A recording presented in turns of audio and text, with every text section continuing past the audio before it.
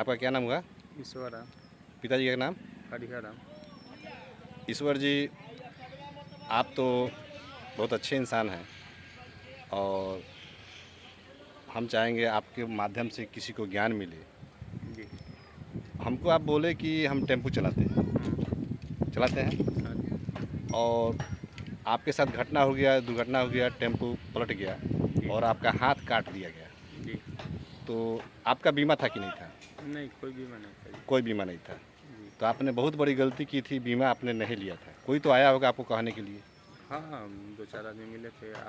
कई बार बोले कि करा लीजिए करा लीजिए। यहाँ से गाड़ी लिए थे ना, वो भी बोले कि आपका बीमा फेल हो गया है, इंश्योरेंस फिर से करा लीजिए। तो हम बोले कि 2-4 दिन का समय दीजिए, हम करा लेते हैं। लेकिन जीवन बीमा नहीं था।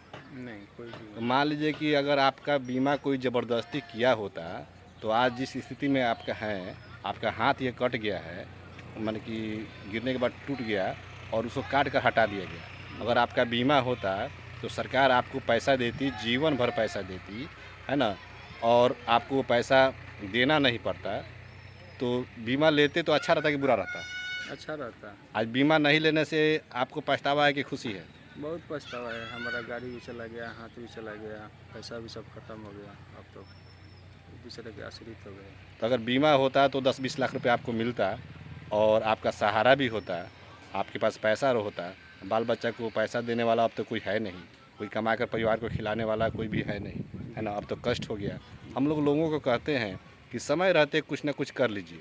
बीमा अगर है तो घटना दुर्घटना कभी भी हो सकता है, किसी के साथ भी हो सकता है, वो पूछ कर नहीं आता। जी। अचानक घटना दुर्घटना हो सकता है, दुर्घटना हो गया तो ये पैसा बीमा वाला काम आता है, इमरजेंसी में काम आता है। चाहे ये पैसा आपके बुढ़ापा में काम आएगा, बच्चा का शादी करेंगे उसमें काम आएगा, ज़मीन खरीदना हो काम आएगा, घर बनाना हो काम आएगा, यानी आपका पैसा है आपके काम आएगा। तो बीमा कराना चाहिए कि नहीं कराना चाहिए? कराना चाहिए। बीमा तो बहुत ज़रूरी है। एक टाइम कम खाए लेकिन बीमा ज़रूर करा लें।